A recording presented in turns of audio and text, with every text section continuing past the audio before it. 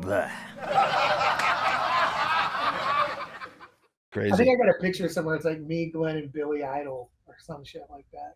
Wow. After at the after party or whatever. But those shows. See, that's surreal to me that Billy Idol knows who the Misfits are in that kind of way. Like, it's just weird. They were around at the same time. Yeah, I know they're contemporaries. I'll tell you one thing. Like Blondie covering the Misfits. Blondie covered Hollywood Babylon, and that to me is surreal because it's just like you just don't imagine that. You say to Blondie, "Yeah, the Misfits," and they just be like, "What? The Misfits? Who are the Misfits?" Like, like because they got their head in the clouds. Like, how would they know? I mean, I think at that time, all those people, they all, they were all aware of each other. They're all right in the city. True. Yeah. But I remember, I remember one time, we had the night off somewhere.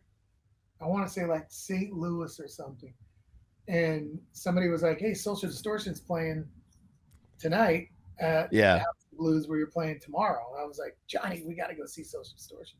So we went down there. We're hanging out with Mike Ness, and he's just like, "Dude, you guys you play with GD and Doyle." Wow. And he's like, "Dude, on my very first tour I ever did, I remember meeting Glenn and Doyle, and I puked in." I want to say, he told me something about like I think maybe Mike Ness stayed at their house or something, and he puked in Doyle's bed or something, and Doyle punched him out or something. And he was like, "Tell Doyle, he'll laugh." I think Doyle punched me one time, like blah blah blah, and I was like, "Dude," he was like, "Wow," because Mike Ness is one of my heroes, And here I am, like with Mike Ness, and he's like he's all excited talking to me about Doyle and Glenn and shit. I was just like, whoa, because I think back to like watching Another State of Mind.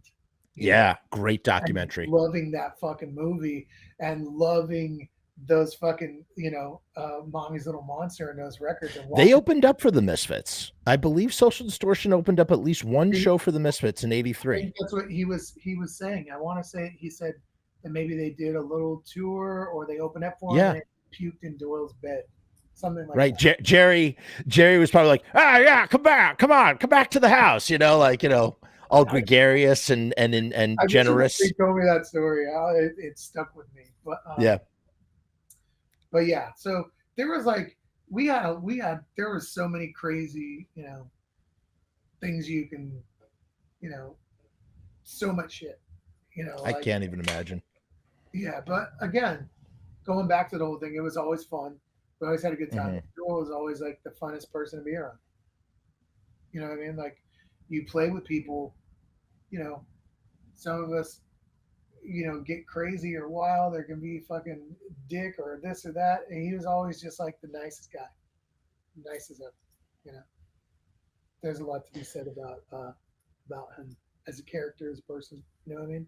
Love him.